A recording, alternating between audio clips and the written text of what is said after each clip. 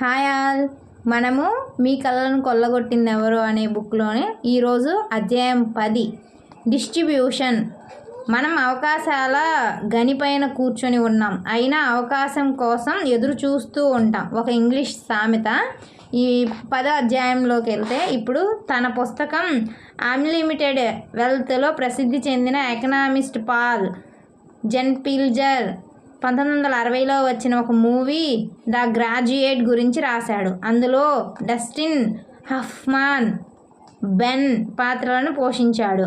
Fresh college graduate, ఫ్యూచర్లో ఏ దారిన వెళ్ళాలో తెలియనివాడు.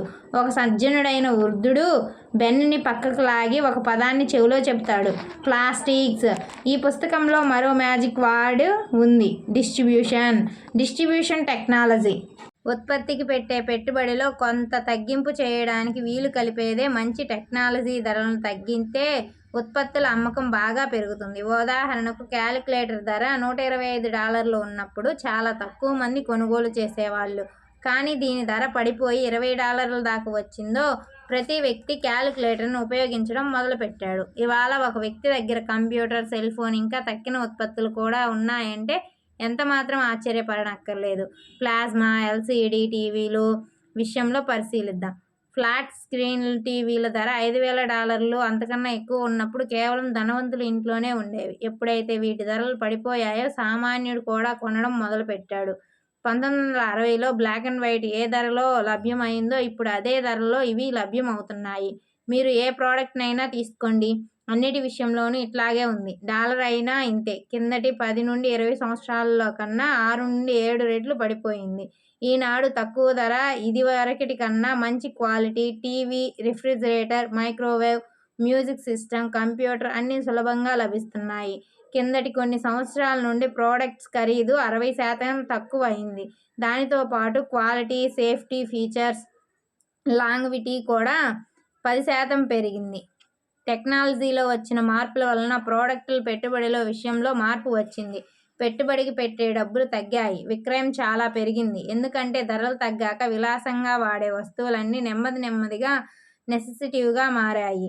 ధరలు తగ్గడం వలన ప్రజలు అవసరానికి మించి కొంటారు.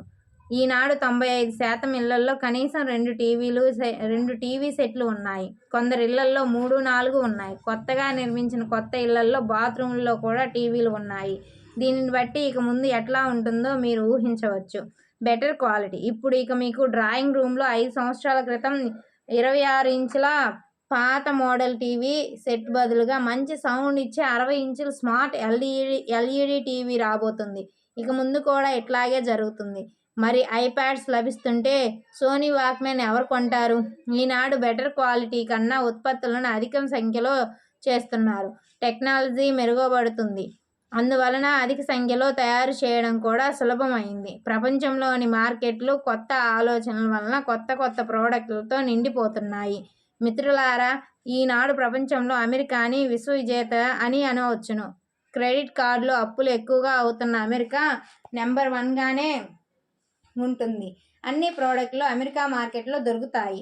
చైనా, జపాను, జర్మనీలే కాదు, ఇంకా తక్కిన దేశాల వాళ్ళు కూడా నా మాట విని పరిహసిస్తారు. కానీ మార్కెట్ విషయం రాగానే అన్ని దేశాలు మౌనంగా ఉండిపోతాయి. ఎందుకంటే ఈ విషయంలో మనం అందరికన్నా ముందు ఉన్నాం. మార్కెట్ తాళం చేయి అమెరికా తన జేబులో పెట్టుకుంటుంది. కానీ కొన్ని వస్తువుల ధర పెరుగుతూనే ఉంటాయి. అన్ని రకాల ప్రోడక్టుల ధర శిశిరంలో కింద పడే ఆకుల్లాగా తగ్గిపోతుంటే మరి తినే పదార్థాల ధరలు తగ్గిపోవడం లేదు. ఎందువలన? మంచి ప్రశ్నే. కొన్ని సంవత్సరాల క్రితం కొత్త ఉత్పత్తి టెక్నాలజీ వలన గోధుమలు, పప్పు ధరలు చాలా తగ్గాయి. సెరల్ డబ్బా 10 సెట్లు 10 సెంట్స్ ఖరీదు పడుతుంది.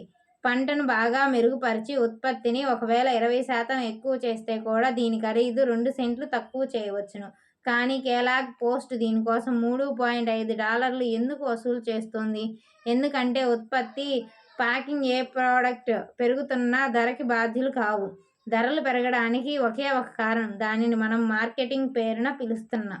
డిస్ట్రిబ్యూషన్ సేల్స్ ఉత్పత్తులు ధరలను పెంచుతాయి. పాత రోజుల్లో డిస్ట్రిబ్యూషన్ సేల్స్ ఉత్పత్తుల ధరలను రెట్టింపు చేయడానికి ఉపయోగించేవారు. కానీ మారుతున్న ఈ యుగంలో, అంటే పెట్టుబడులు ధనం 10-20% తగ్గించబడింది. ప్రోడక్ట్ ఉత్పత్తి చాలా ఎక్కువ అయింది.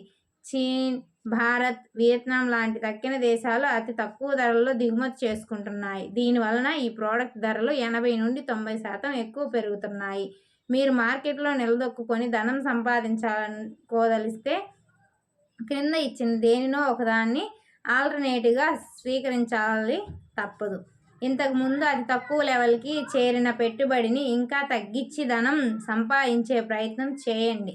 లేకపోతే డిస్ట్రిబ్యూషన్, సేల్స్ ప్రణాళికలో మీరు భాగస్వాములై సక్సెస్ఫుల్గా 80-90% ధనం సంపాదించండి. మీరు రెండో దాన్ని ప్రత్యామ్నాయంగా ఎంచుకుంటారని నేను అనుకుంటున్నాను.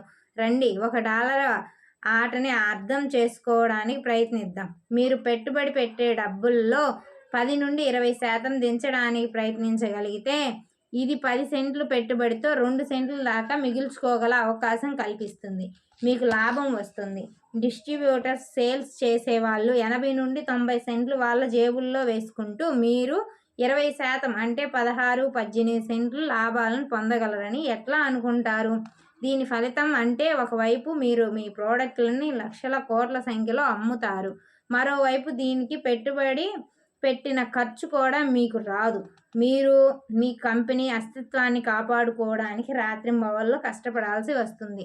డిస్ట్రిబ్యూషన్ ఒక్కటే ఇక మిగిలింది. ఇందులో లాభాలు గణించవచ్చు. మీకు ప్రూవ్ కావాలంటే అమెరికాలోని వాల్టన్ కుటుంబాన్ని, అంటే పెద్ద ధనిక కుటుంబాన్ని మనం చూడవచ్చు. శామ్ వాల్టన్ కుటుంబం ప్రోడక్టుల సేల్స్లో నెంబర్ 1. చాన్ స్టోర్స్, వాల్మార్ట్కి యజమాని. క్రీస్తుశేషులు శామ్. ఈ కుటుంబము గురించి పూర్తి వివరాలు తెలుసుకుందాం. ఆదివారం రాత్రి డిన్నర్కి వాల్ట్ కొడుకులు కలిసి కూర్చున్నప్పుడు వాళ్ళందరి ఆస్తి కలిసి $100 బిలియన్. తల్లి ఇంటికి వెళ్ళేటప్పుడు ఏ జేబులో నుంచి 10-20 కోట్ల రూపాయలు జేబులో నుండి పడిపోయినా ఆశ్చర్యపోనక్కర్లేదు. ఈనాడు వాళ్ళ తండ్రి శామ్ వాల్టన్ బతికి ఉంటే ఆయన ప్రపంచం అంతటిలో అందరికన్నా ధనవంతుడయి ఉండేవాడు. దాదాపు 2 బిల్గేట్స్ ధనం ఉండేది. ఇన్ని ఆస్తిపాస్తులను ఏర్పరచుకోవడానికి అంకుల్ శామ్ ఆయన వాల్మార్ట్ స్టోర్స్కి చేసిందేమిటి? డిస్ట్రిబ్యూషన్. వాల్మార్ట్ యాజమాన్యం ఇతరులు తయారు చేసిన ప్రోడక్టులను అమ్మేసి డబ్బులు సంపాదిస్తుంది. వాల్మార్ట్ ఎక్కువ అమ్ముడుపోయే ప్రోడక్టులని అందరికన్నా తక్కువ ధరకి అమ్మేస్తాడు. వాళ్ళ డిస్ట్రిబ్యూషన్ చాలా దేశాలలో ఉంది. వాళ్ళు ఇప్పుడు ఇంటి సామాన్లతో పాటు పళ్ళు, కూరలు, మందులు, టైర్లు, పెట్రోలు అమ్ముతున్నారు. డిస్ట్రిబ్యూషన్ సక్సెస్కి తాళం చెవి లాంటిది. ఒకవేళ మీరు డిస్ట్రిబ్యూషన్కి సంబంధించిన ఒక కొత్త పద్ధతిని కనిపెడితే భవిష్యత్తు మీ పాదాల దగ్గర ఉంటుంది. నేను ఛాలెంజ్ చేస్తున్నాను. కానీ ఒక సంతోషకరమైన వార్త ఏమిటంటే మీకు ఏ కొత్త పద్ధతిని కనిపెట్టాల్సిన అవసరం లేదు. ఎందుకంటే ఇప్పటికే కనిపెట్టేశారు. ఈ ప్రణాళిక 75 సంవత్సరాల కన్నా ఎక్కువే అయింది. చాలా మంచిగా పనిచేస్తుంది. ఈనాడు 120 కన్నా ఎక్కువ దేశాలలో వేల లక్షల ప్రజలు ఈ ప్రణాళిక ద్వారా బిలియన్ల డాలర్లు వ్యాపారం చేస్తున్నారు. వాళ్ళు శామ్ అంకుల్ ధనవంతుడి చేసే కన్నా స్వయంగా ధనవంతులు కావాలన్న ప్రయత్నంలో ఉన్నారు. వీటిని IBOs అంటే ఇండిపెండెంట్ బిజినెస్ ఓనర్స్ అని పిలుస్తారు. IBOs ప్రోడక్టులు కొనుగోలు, అమ్మకాల విషయంలో ఎన్నో మార్పులు తెచ్చింది. దీనిని ఎవరైనా తేలికగా అర్థం చేసుకోగలుగుతారు. ఈ చాప్టర్ అనేది ఇంతటితో ఇది కంప్లీట్ అయింది. నెక్స్ట్ మళ్ళీ ఇంకొక అధ్యాయంతో మళ్ళీ మీ ముందుకు వస్తాను. Thank you. అలాగే దీంట్లో ఇండిపెండెంట్గా బతకడం, ఇండిపెండెంట్గా మనం కూడా ధనవంతులం అవ్వడం ఎలా అనేది దీంట్లో చెప్పారు. IBOs ఇండిపెండెంట్ బిజినెస్ ఓనర్స్ అంటే సొంతంగా మనం బిజినెస్ ఓనర్ అవ్వడం ఎలాగా. అలాగూ డిస్ట్రిబ్యూషన్ గురించి కూడా చెప్పారు. సో ఒక్కసారి మళ్ళీ వినండి, మీకు ఒక క్లారిటీ వస్తుంది. మంచి రైట్ డెసిషన్ అనేది తీసుకోవడానికి మన లైఫ్లో మనకి ఈ బుక్స్ అనేవి చాలా బాగా ఉపయోగపడతాయి. Thank you. మళ్ళీ నెక్స్ట్ అధ్యాయంలో మళ్ళీ మీ ముందుకు వస్తాను. Thank you. Signing off. Bye bye.